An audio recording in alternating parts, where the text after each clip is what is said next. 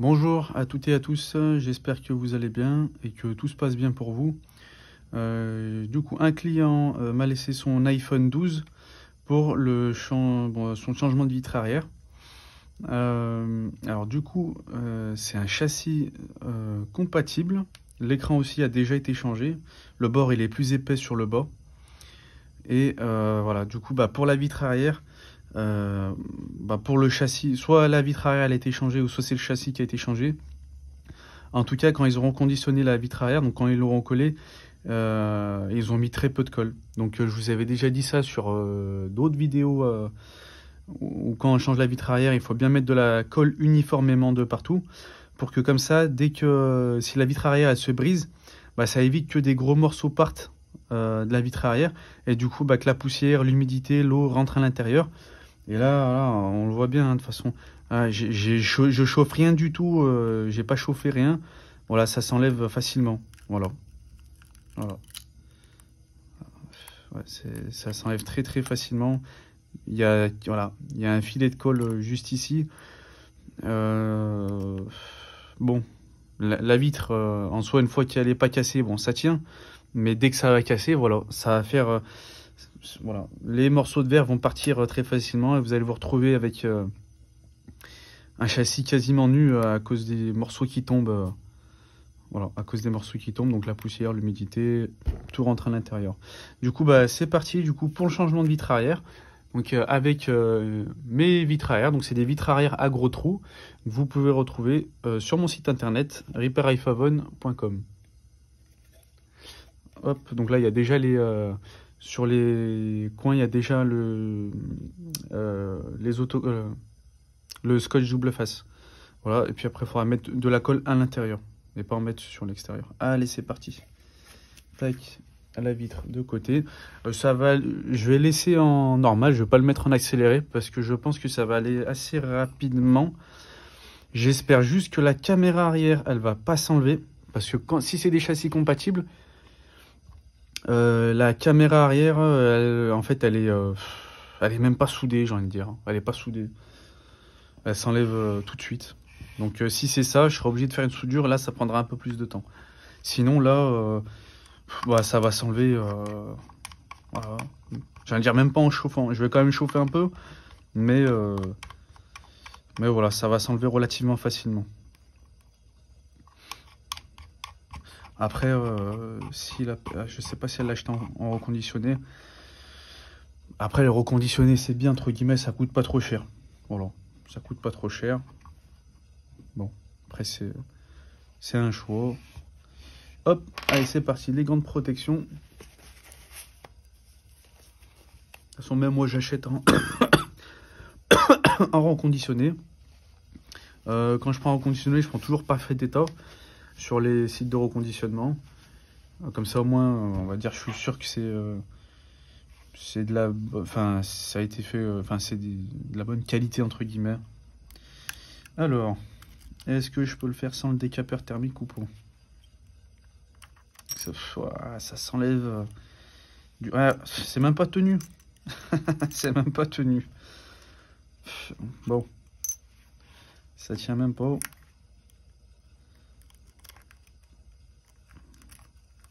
Allez, je vais quand même chauffer un peu. Mais ça tient pas du tout. Voilà.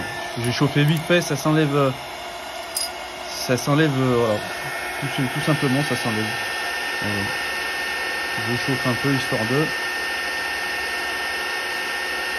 Alors, il y a un commentaire sur l'ancienne vidéo du changement de vitre arrière pour le 12 Pro Max qui me disait il manque des comment il s'appelle du MagSafe. Alors moi quand c'est comme ça, moi je préviens le client, moi je remets pas le MagSafe. Voilà, ça s'achète. J'en ai pas. Alors je les ai pour à partir du 14 plus 15 plus, 15 Pro, 15 Pro Max, où le MagSafe, du coup, vu que c'est une vitre arrière qui est déclipsable, le MagSafe, il est directement sur la vitre. Alors que sur les anciens, le MagSafe, il se trouve sur le châssis, pas collé à la vitre. Moi, je le remets pas, je préviens le client. Voilà. Après, de toute façon, c'est à vous. De toute façon, c'est à vous après de prendre ou pas le MagSafe. Hein. Ça se trouve le MagSafe sur Internet. Voilà. Bon, en tout cas, je préviens le client comme quoi j'essaye d'enlever un minimum le MagSafe. Quand il s'enlève, je le remets pas. Je le remets pas. Voilà. Hop.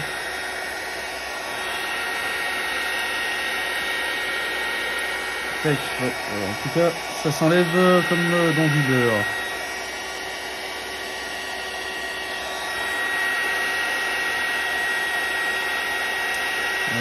MagSafe. Franchement, ils auraient pu trouver un autre système pour le MagSafe parce que ils ont bien trouvé à partir du 14. L'iPhone 14 pour les modèles 14, 14 Plus et puis après pour tous les modèles 15 où le MagSafe il est collé à la vitre. Voilà. Du coup, alors il y a des vitres sans le MagSafe bien sûr, mais ça s'achète avec le MagSafe directement collé. Du coup, il n'y a pas l'étape du recollage du MagSafe où moi je le fais pas. Enfin, j'en ai pas de toute façon. J'en ai pas et je le fais pas.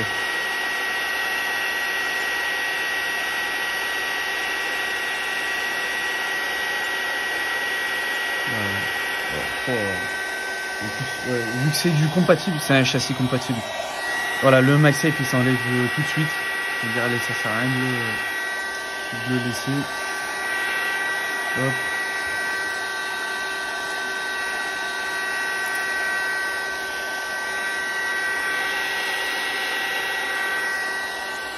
Voilà.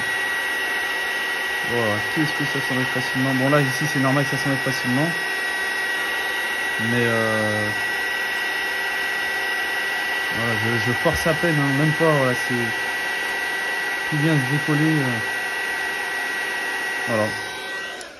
C'est tout décollé. Bon.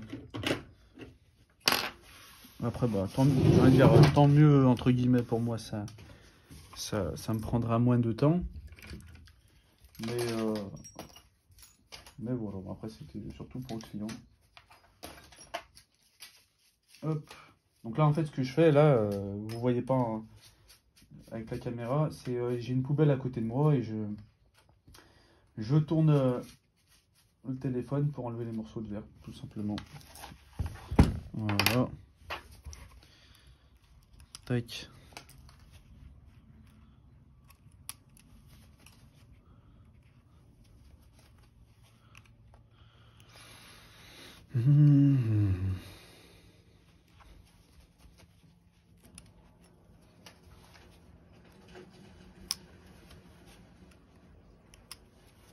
Alors cette pièce, ça c'est l'amplificateur pour le réseau. Faut bien faire gaffe quand on enlève la vitre à ne pas... Parce qu'elle est collée, des fois, voilà, elle est quand même collée. Il y a quand même du scotch double face dessus. Donc des fois en enlevant la vitre, on peut arracher cette nappe amplificateur du réseau. Ça m'est déjà arrivé une fois, j'ai dû la remplacer parce que on captait plus le réseau. Très faiblement, très faiblement. Vous capterez quand même, mais très faiblement. Voilà. Du coup, quand c'est comme ça, si la nappe elle est coupée, il faut la changer. Tout simplement. Ou je vois un sticker bleu. Donc là, je pense que c'est un reconditionné. Ouais, c'est quasi sur le... Voilà. Donc ça, c'est-à-dire, là, il y a une languette bleue. C'est ce qu'il y a sous les nappes pour les autocollants. Quand c'est chez Apple d'origine, il n'y a pas ces nappes bleues. C'est voilà, tout nickel, tout est enlevé. Donc oui, je pense que c'est un châssis d'origine. Je ne l'ouvre pas parce que j'ai pas à changer l'écran ou la batterie, mais voilà. L'écran, c'est sûr, il a été changé. Voilà. Là, je prends, comment il s'appelle, mon brise-vitre. Et c'est là, donc, l'étape, entre guillemets, cruciale. L'étape où je vais tout de suite savoir si c'est un châssis d'origine ou pas. Si je casse la vitre et que le châssis de la caméra arrière, il s'enlève, donc l'opercule, c'est que c'est un châssis compatible. Le châssis d'origine, ça m'arrive jamais. Et quand c'est décompatible, ça s'enlève tout de suite. Du coup, je suis obligé d'ouvrir le téléphone et de faire une soudure pour ressouder l'opercule de la caméra arrière, le châssis de la caméra arrière.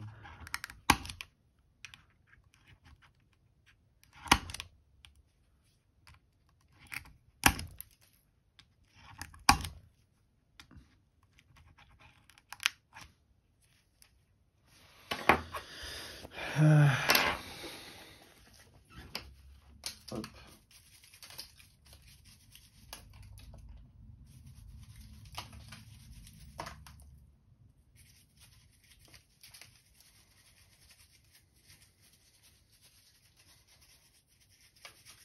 Tac. Voilà, ça s'enlève très facilement.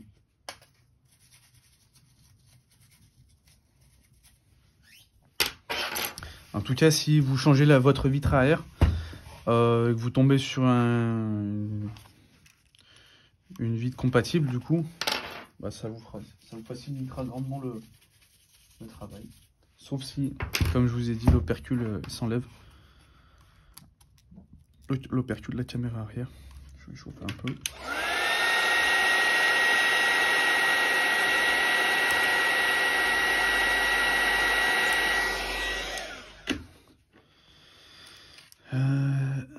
Là, faut que je fasse attention à bien récupérer le cache anti-poussière pour le micro de la vidéo. Alors, ça m'est déjà arrivé une fois en changeant la vitre arrière où l'opercule, comment il s'appelle, le cache anti, en changeant donc le cache anti-poussière, ça c'est bon, mais en changeant la vitre arrière, donc là où il y a le cache anti-poussière, en dessous il y a le micro de la vidéo, quand après on prenait des vidéos, du coup ça le micro tout simplement il faisait du bruit, donc on entendait donc ça captait le son, on pouvait parler, mais il y avait un bruit de fond. Du coup je pense que c'est soit avec le décapeur, bah, c'est quasi sûr, c'est avec le décapeur, j'ai dû toucher le micro, en tout cas abîmer le micro peut-être en le chauffant trop, du coup ça a dû le casser. J'ai été obligé de changer du coup le micro de la vidéo, que j'avais pas la pièce, du coup j'ai dit au client bah, que je commande la pièce. Après ça va, c'est avec Chronopost, donc je l'ai reçu le lendemain, le surlendemain parce que c'était tard, et voilà, je vais changer la pièce. Alors là, voilà, châssis compatible, donc ça me confirme encore une fois que c'est un châssis compatible. Voilà, donc là il y a les anneaux de la caméra arrière qui tombent. Sur les châssis d'origine, et ça tombe pas. Donc c'est bien un châssis compatible. Alors si c'est votre cas, il faut ça. Où est-ce qu'ils sont? Il faut ces petits anneaux en caoutchouc. Il faut ces petits anneaux en caoutchouc. Du coup là il m'en faut 2. Les gants, bon, c'est bon.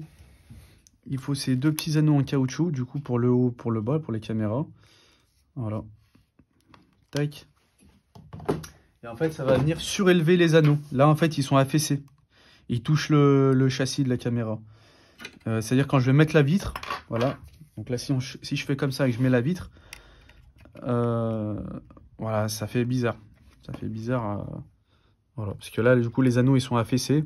Il faut que ça remonte au niveau de la lentille de la caméra arrière. Si c'est votre cas et que vous n'avez pas les joints, c'est aussi des joints d'étanchéité. Ouais. Ces joints-là, faudra mettre quelque chose pour faire levier en dessous. Ce quelque chose, peut-être si vous avez des petits élastiques.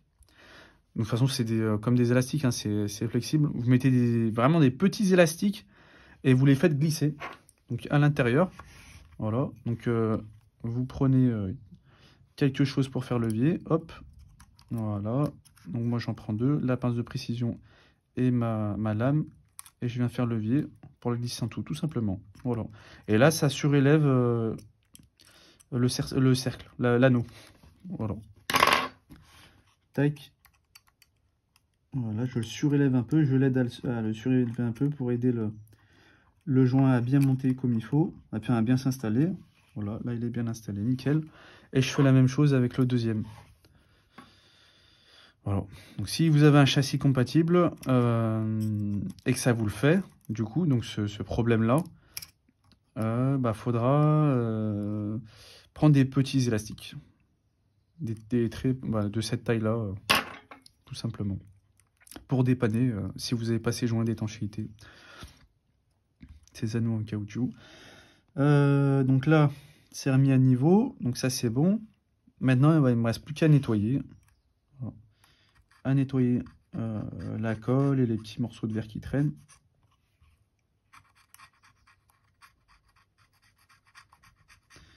Voilà, donc c'est la partie un peu plus longue, entre guillemets.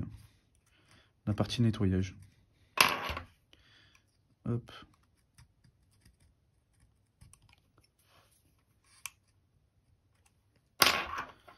Alors, est-ce que...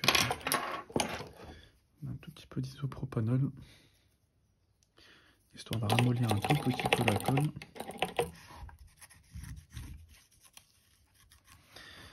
Je crois qu'il y a un bout de son châssis qui part un peu en live.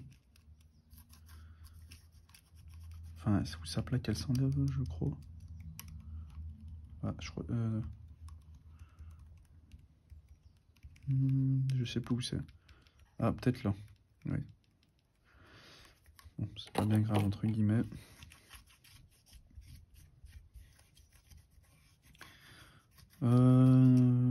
Tac.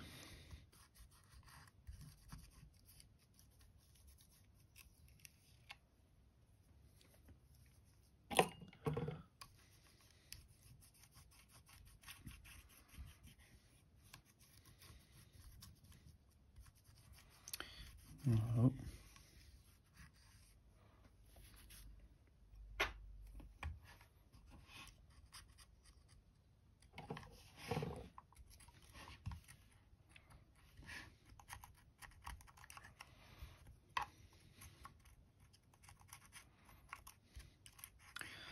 Hop, alors là, ici, c'est bon, il n'y a pas de colle. Ici, maintenant.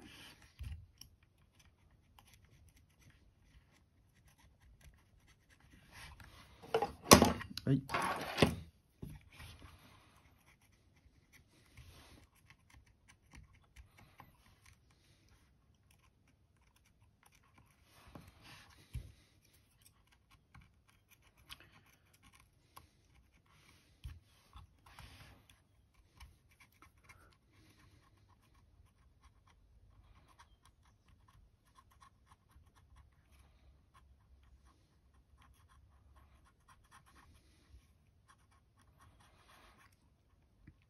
Alors, j'avais fait sur un iPhone 11,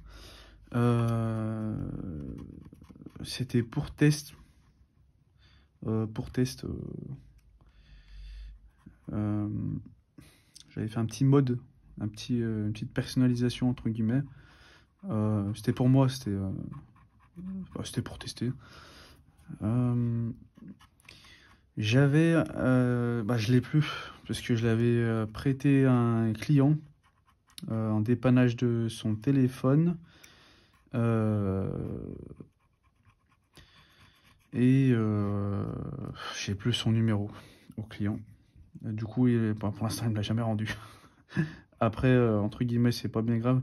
Je l'avais prêté, c'était un iPhone bloqué iCloud qu'un client qui m'avait vendu pour vraiment pas cher. Je crois que c'était à l'époque je l'ai eu pour 70 €. Bon, ça remonte, hein. Pour 70 €, donc c'était vraiment donné. Donc il était bloqué iCloud, mais en fait il se souvenait plus de son code, vraiment. C'était son adresse mail, mais il se souvenait plus de son code. Et du coup, il pouvait plus télécharger des applis. Qu'est-ce qu'il voulait faire? Non, télécharger les applications. Si, je crois qu'il pouvait plus télécharger les applications. Moi, je l'utilisais pour prendre des vidéos après. Je l'avais racheté, c'était surtout pour prendre des vidéos. Bah, notamment quand je fais les vidéos, je crois, pour les présentations de... Enfin, quand je suis sur mon téléphone, je filme avec l'iPhone 11. Du coup, en fait, ça me faisait un deuxième téléphone. Voilà. Et du coup, pour en revenir au mode, là, la personnalisation, j'avais vu des vitres arrière. Alors, c'est pas des vitres arrière, mais c'est le dos en plastique, iPhone 11. Pareil, donc c'est un gros trou. Et je me suis dit, bah, pourquoi pas faire, en fait, au lieu de mettre du verre à la place de la vitre, parce que ça casse, bah, mettre du plastique, comme sur les Samsung, les Huawei. Bon, ça fait un peu plus cheap, mais au moins, si le téléphone il tombe, ça cassera pas la vitre arrière. Du coup, je l'ai fait. Donc, j'ai enlevé la vitre arrière. Donc elle était nickel, hein, elle n'était pas cassée, je l'ai cassée et puis je l'ai enlevée, j'ai nettoyé, etc. Et puis bah, j'ai mis une vitre arrière en plastique souple. Voilà. Donc en plus il y avait plein de coloris. Il y avait plein de coloris. Moi, je l'avais mis en noir. Et sinon il y avait plein de couleurs, etc. pour le personnaliser. Voilà, je l'avais mis en noir. Et donc avec le logo Apple enfin bien blanc. Enfin il était bien. Voilà, c'était mieux. Et du coup, voilà, ça faisait une vitre arrière, enfin, le dos en plastique souple. Voilà, ça. Pardon, voilà, ouais, c'est tout. Ouais, j'ai fait ça. Comme ça, moi, si le téléphone y tombe, ça se casse pas. Vu que c'est du plastique, donc il n'y a pas de réparation entre guillemets à faire. Après, bon, bah, c'est pour la revente. Pour le revendre, bah, un dos en plastique. En plastique, je sais pas si le vendeur, enfin le client, il voudra de ça. Même l'acheteur potentiel. À part si lui aussi, il est dans le même délire. Dans le délire où, bah, tant mieux, bah, au moins la vitre elle ne cassera pas. Mais sinon, voilà, c'est plus personnel.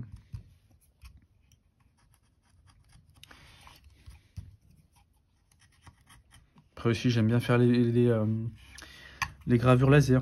J'en ai fait, j'ai déjà fait plusieurs vidéos, je crois, sur ma chaîne. C'est surtout sur ma page Facebook où j'avais posté, je poste régulièrement, je crois.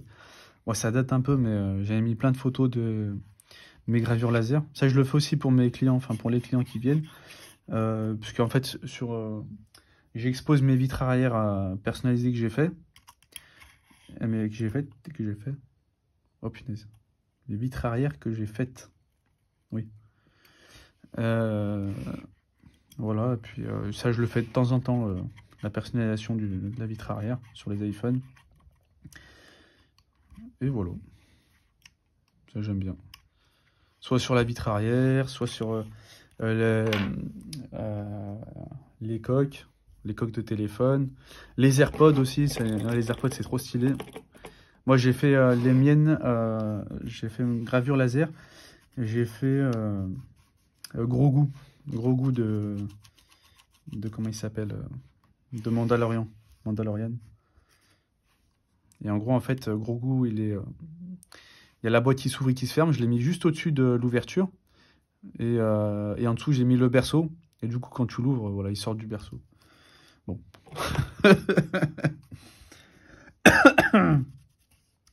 Ouais, j'aime bien la série Mandalorian.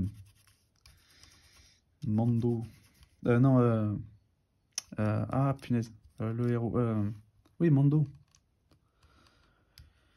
Avec l'acteur, celui qui fait Inspecteur Peña dans Narcos. Je sais plus comment il s'appelle. Comment il s'appelle l'acteur? En plus, il a fait bah, du coup attends, Mandalorian, il en a fait plein d'autres de séries. Ah là là. Inspecteur Peña. Ça, c'est dans Narcos.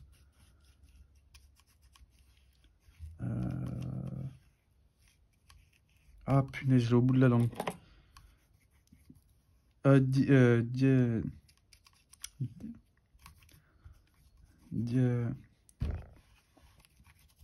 là là. Comment il s'appelle? Bah en tout cas, je sais plus. Bon, je sais plus comment il s'appelle. Pedro Pascal, punaise. Oh là là, Pedro Pascal. Il fait aussi pas Walking Dead. Il incarne dans The Last of Us. Super série. Les jeux aussi, je les ai faits. Ils sont super bien, The Last of Us.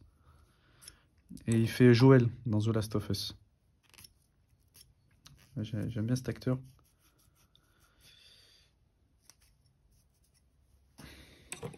Hop.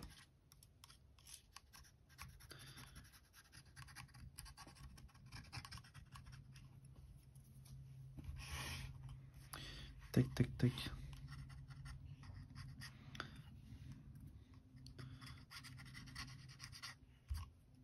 Ouais, c'est le moment.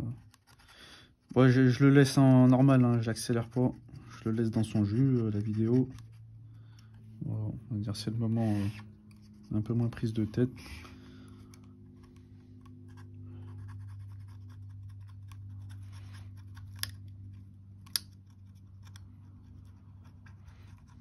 Après,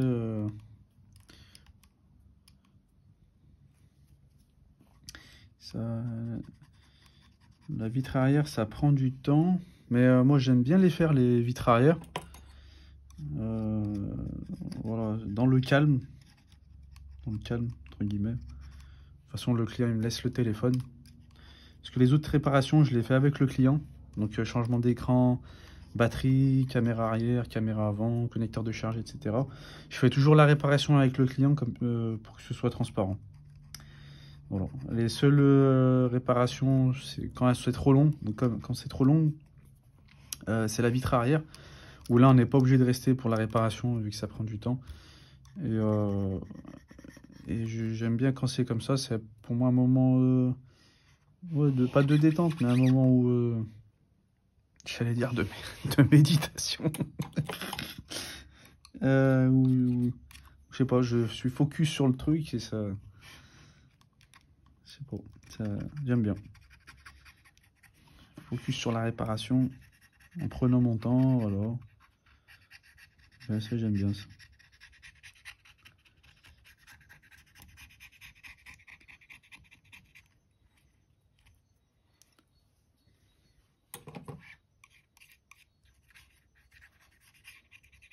Aussi, en même temps que je fais la réparation, je sais pas, je pense je sais pas, à d'autres trucs, je sais pas, ça me fait réfléchir. Voilà, je suis dans un grand délire, quoi. Je suis dans un grand délire. Hop.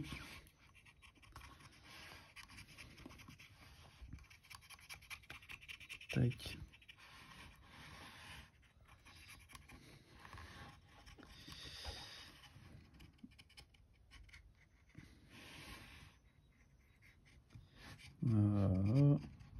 Alors les lames, faut les changer régulièrement parce qu'une fois que, voilà, à force de les utiliser, elles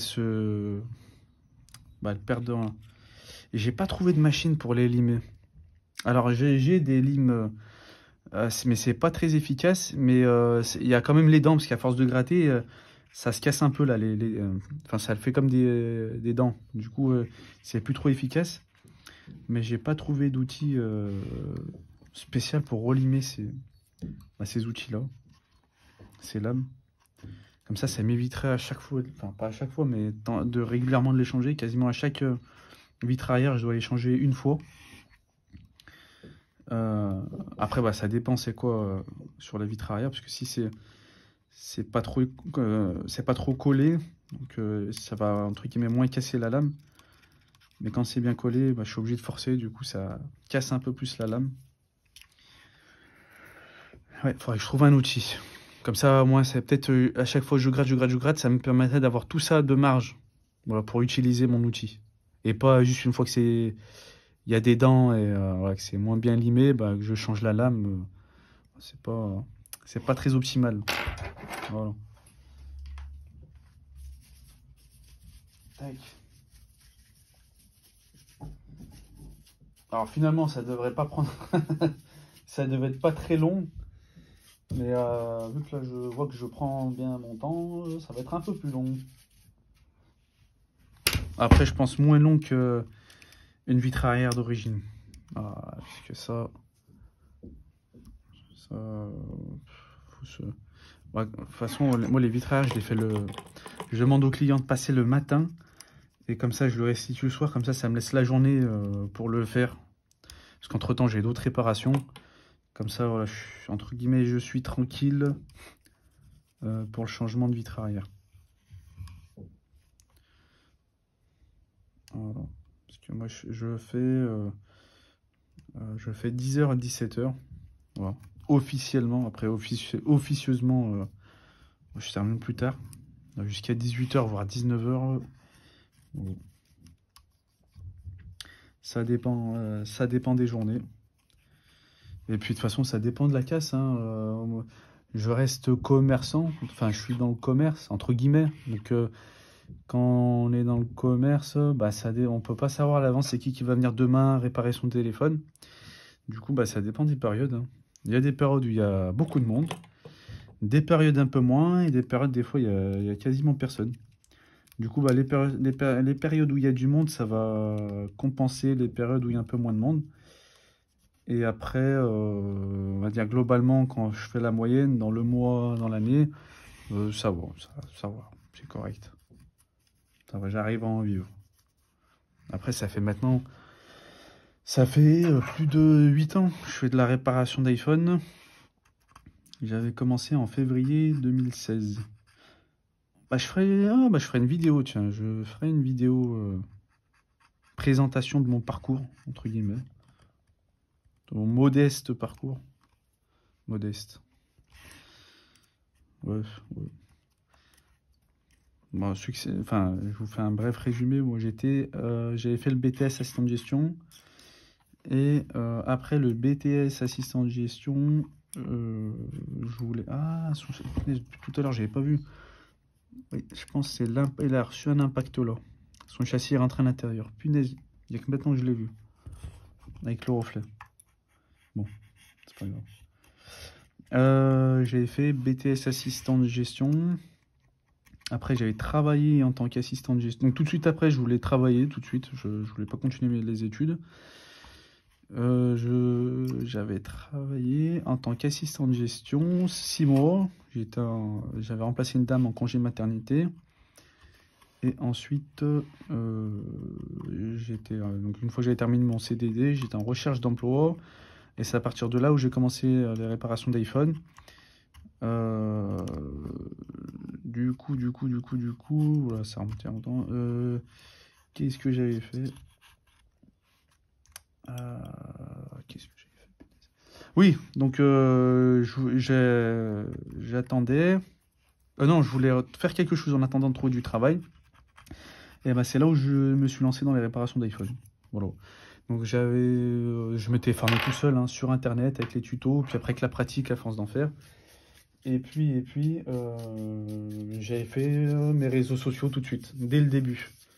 Page Facebook, Instagram, Snap, Twitter, YouTube, Google Maps, le site internet, voilà. Et après, j'ai retrouvé du travail en tant qu'assistant de gestion. Du coup, la journée, je faisais assistant de gestion et le soir, je rentrais, je faisais la réparation d'iPhone. J'ai fait les deux 5-6 mois. J'ai fait les deux 5-6 mois. Et puis après... oui, 6-7 mois, j'ai travaillé. Après, j'ai arrêté assistant de gestion parce que je me voyais pas continuer à faire ça pendant longtemps. J'avais cumulé le chômage. Donc oui, très important. Donc je me suis pas lancé à l'aveugle, hein. J'avais quand même une sécurité. Je me suis dit, vu que j'ai le chômage, donc j'ai cumulé du chômage, si pendant la période de chômage, les réparations de téléphone, d'iPhone, ça fonctionne, bah, je continue. Et puis si je vois que ça marche pas après avoir écoulé mon chômage, bah, je retrouve du travail en tant qu'assistant de gestion. Et puis bah, j'ai vu que ça marchait à peu près. Du coup, j'ai continué. Et depuis, bah, je fais que ça. Je fais que ça.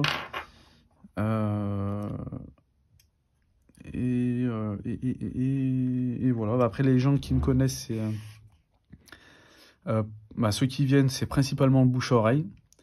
Après le bouche à oreille, c'est la Google Maps, voilà, sur Google Maps. Et puis après, bah, les réseaux sociaux, voilà, surtout sur la page Facebook. Snap, je suis pas trop actif sur Snap. De temps en temps, il y a des clients qui me contactent, mais je suis plus actif sur Facebook et Instagram. Voilà. Et voilà. Après, c'est surtout le bouche à oreille, hein. Bouche à oreille, voilà, bouche à oreille. Et je préfère mieux que c'est bouche à oreille. Comme ça, au moins, les personnes qui sont déjà venues, si ça leur a plu, bah, elles en parlent à d'autres personnes en positif. Du coup, les personnes qui vont venir, donc elles ont déjà eu un retour de comment je travaille, voilà, de ma personne, etc. Du coup, elles savent, entre guillemets, à quoi s'attendre. Voilà, vu qu'elles ont eu déjà un retour d'une personne, pour eux, fiable. Voilà, par exemple, un collègue de travail, un ami, la famille, voilà, qui prévient leur famille, leurs collègues, etc. Et du coup, ils savent à quoi s'attendre. Alors que, après, bon, moi ça me dérange pas de souci quand c'est autre que le bouche à oreille, quand ils me trouvent sur Google. Alors je préfère mieux sur Google parce que la personne, elle a une démarche. Enfin, moi je pense, elle a une démarche, c'est-à-dire elle a recherché réparateur d'iPhone sur Google. Du coup, elle sait ce qu'elle veut, entre guillemets. Du coup, il y a moins de... parce qu'après, des fois, il y a des gens, ils prennent rendez-vous, ils viennent pas. Voilà, entre guillemets. Donc, après, c'est le sérieux. Bon, bref. Qu'est-ce que je disais? Oh, je commence à mélanger des pinceaux, là. Bouche à oreille. Oui, bouche à oreille. Ouais, je préfère mieux que c'est bouche à oreille. Ah oui, ça n'empêche pas du coup que sur les réseaux sociaux on me trouve et qu'on m'appelle, il n'y a pas de souci. Voilà. Tac, c'est tout bon. Je vais l'enlever de la machine de serrage. Ça, hop. Je remets ça là. Et la vitre arrière. Tac.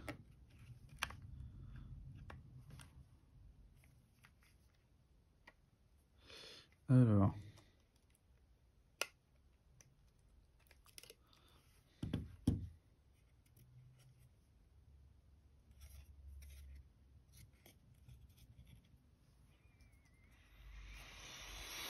Alors.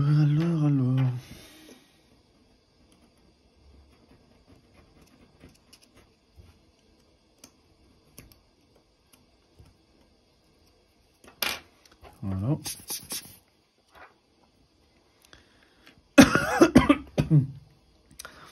Voilà, donc là, vu que là j'ai surélevé les lentilles, voilà, donc là c'est au même niveau que les lentilles. Nickel. Alors, est-ce que ça rentre correctement? Ah, encore là, il y a le papier. D'accord. D'accord. Ok. Ok. Et ok. D'accord. Là, est-ce que ça rentre? Ok, c'est bon. Donc, c'est des vitres arrière, du coup, à gros trous. Voilà. Donc, ça prend... ça rentre à l'extérieur des caméras. Voilà. Comme je vous l'ai dit, vitres arrière à gros trous, c'est à 99% des réparateurs, on change tous ça. Sinon, après... s'il faut mettre des vitres arrière à trous, à petits trous, donc qui rentrent en dessous des châssis de la caméra arrière, de l'opercule, soit il faudrait acheter un châssis déjà prémonté, où la vitre elle est déjà incrustée à l'intérieur, donc sous la caméra arrière, ou sinon, c'est-à-dire qu'il faudrait que vous achetiez donc, une vitre arrière donc à petits trous, et qu'ensuite vous dessoudiez les opercules de la caméra arrière, vous posez la vitre, et que vous ressoudiez ensuite les opercules de la caméra arrière. C'est très long, c'est faisable, hein, c'est très long, ça prend plus de temps. Voilà, ça prend plus de temps. Ouais, c'est plus technique. Faut aussi du matériel, parce qu'il faut là aussi la machine à souder, enfin à refaire les points. Elle est là. Voilà, c'est celle-là. Si vous l'avez pas, vous allez mettre de la colle. Mais de la colle, ça tient pas dans le temps. Enfin, en tout cas, pour les opercules, ça tient pas dans le temps. J'ai déjà fait l'expérience. Le client il est revenu parce que ça s'est détaché. Voilà. Donc, comme j'ai dit, 99%, on change gros trou. Hein, ça va. Pour moi, ça va très bien. Et même les clients, j'ai pas eu de personne qui me disait c'est remboursez-moi. Voilà. Alors, j'ai quand même eu ils m'ont dit oui, c'est vrai que faut faire attention, ça se voit un peu, entre guillemets, ça se voit un peu comme quoi c'est une vitre arrière à gros trous. Mais voilà, après, moi c'est ce que je leur dis aux personnes, hein, ça dépend ce qu'on veut. Si on veut soit la qualité d'origine ou comme d'origine, ça coûte plus cher. Après, pièces compatibles, sincèrement, pour moi, ça fait largement l'affaire. Et puis, rapport qualité-prix, voilà, c'est plus que acceptable. Voilà. Tac. Voilà, ma colle, elle est là. Je vais enlever... tac.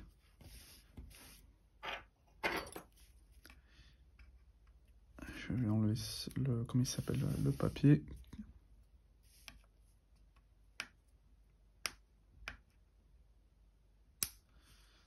Tac, tac, tac, tac, tac. Voilà. Alors, je vais enlever... Alors, le scotch double face, il sort un peu sur le dessus. Je sais pas si on le voit, on voit la partie blanche. Bon, après, bah, ça, c'est les vitres du coup de mon fournisseur. Des fois, il met, des fois, il met pas le scotch double face. Et des fois, le scotch double face, il est un peu décalé. Après, ça, entre guillemets, c'est pas bien grave. Quand c'est comme ça, je décolle juste le haut du scotch double face. Et après, même s'il n'y a pas le double face, c'est pas grave. De toute façon, on colle avec de la T8000, c'est très très bien. De toute façon, voilà, quand ça colle, la T8000, ça sèche rapidement, ça colle très bien. Ça s'enlève aussi facilement. Enfin, relativement facilement, il faut quand même chauffer. S'il n'y a pas le scotch double face, vous avez juste à mettre de la colle sur le contour. Voilà, sur le bord du châssis, et voilà, terminer l'affaire. Voilà, c'est juste là, bah là, il y a mon fournisseur, il met du scotch double face sur les bords. Des fois, il en met, des fois, il en met pas. Mais c'est pas grave si s'il n'y est pas. Et si ça dépasse, là, comme ici, voilà, juste, bah, faut couper là où ça ressort, tout simplement. Voilà, juste le haut, du coup. Voilà, je coupe.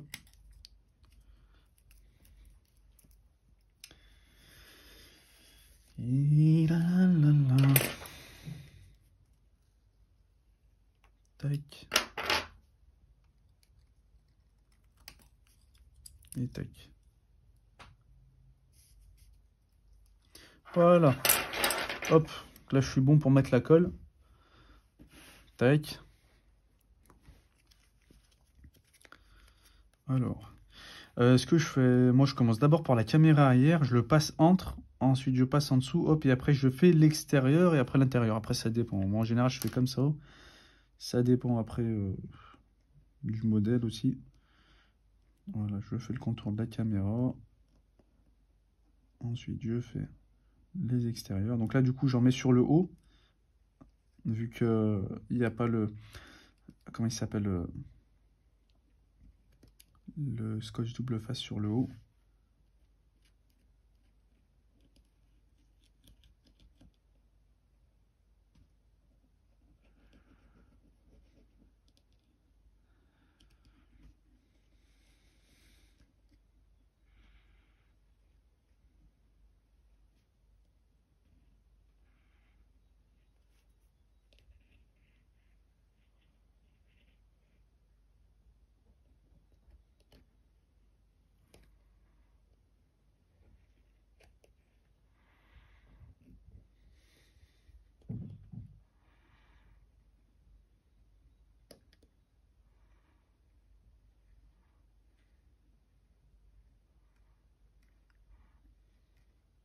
Donc j'essaye de faire un schéma relativement régulier.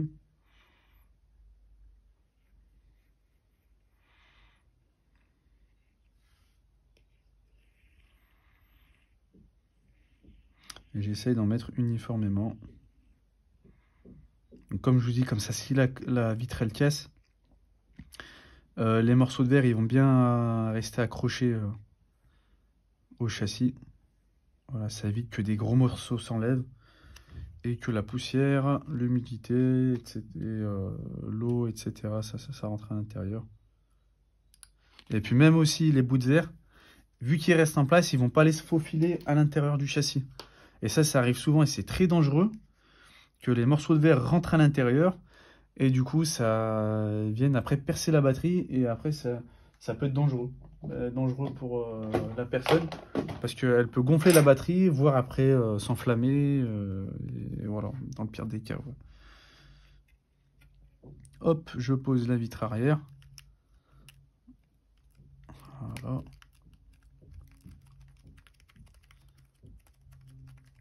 Tac.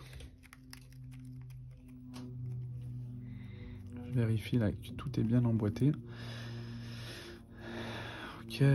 Et ok. Tac.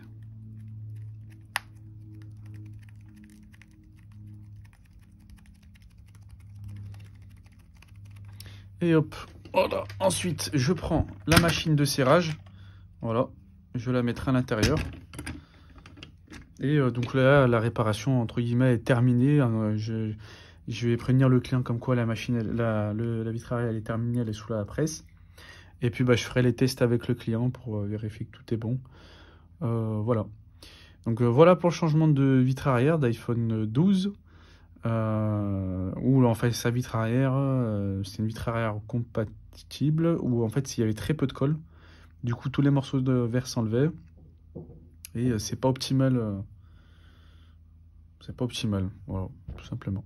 Eh bien, en tout cas, je vous dis, vous pouvez retrouver du coup toutes mes pièces sur le site internet, donc les vitres arrière, les écrans, batterie et les autres pièces sur mon site internet.